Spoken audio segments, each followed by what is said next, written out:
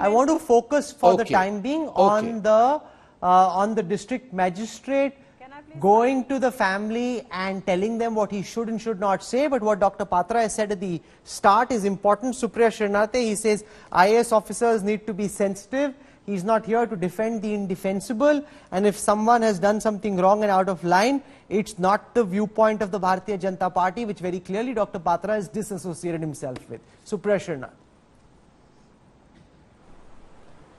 It's extremely convenient for him to do so, because I was a part of the group that wanted to go and stand by with this family, and we were not just lathi charged and stopped, but we had some really choicest of abuses hurled at us. So Dr. Patra may not know what the real situation on the ground is. I will tell you two things.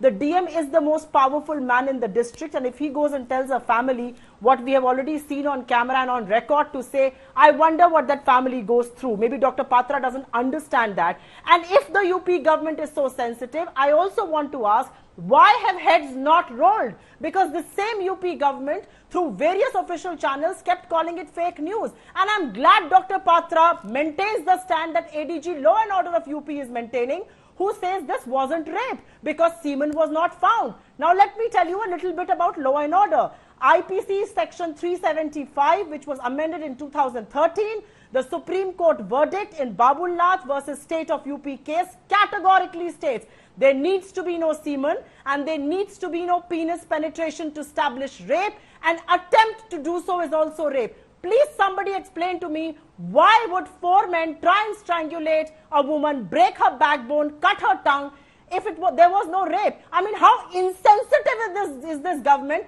And can Dr. Patra walk away by just saying that, you know, it's insensitive to the DM? Who Dr. Patra, you're saying that you're not here to defend the indefensible, and if you agree that the UP administration's district magistrate is out of line, then why is he not being acted against, Dr. Patra? Well, surely some administrative action should be taken against a man who's let your government down.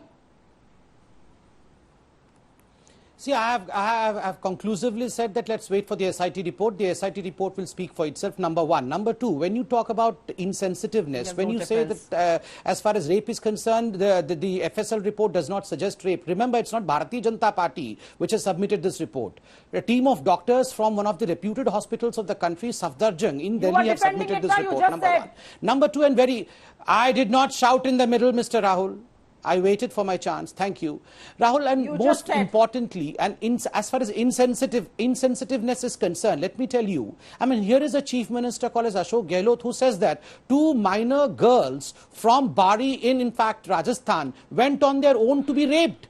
And the girl comes out and says, no, we both sisters were raped for 4 days. Can I please and as far as insensitivity is concerned, well, yes, I have not defended the DM, but can the Congress spokesperson, and will she defend the Chief Minister of Rajasthan?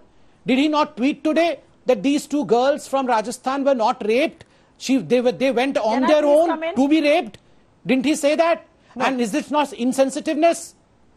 Because what I want answers from you. Okay, Supriya, one more thing, Supriya. Rahul, can I come in for 30 seconds? Go on, Supriya.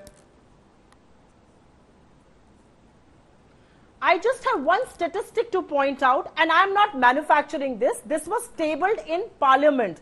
So this is data coming from your government, your authorities, Ms. Dr. Patra. So listen to this very carefully. Between 1st March and 20th September, the reported crime against women, according to the NCW that was tabled in Parliament, UP records a shocking 5,470 incidents. And the second highest, please keep quiet. And the second highest is 1,679 in Delhi. It's 3 times higher than what is happening in the second state. Are you going to defend what happened in Hathras? Are you going to defend the action that why did the police not allow us to go? What would we have gone and done? We would have just shown our sympathy and our support to the family. Sympathy? What are you so scared of? Why is your DM head not rolling? Why is the information Rahul, advisor can I please come in over here? Still there, who tweeted till the 25th of September calling it fake news? You, the perpetrator of fake news, tell me today, was this fake news? Is this what you're going to say? And you're going to deflect attention with Rajasthan?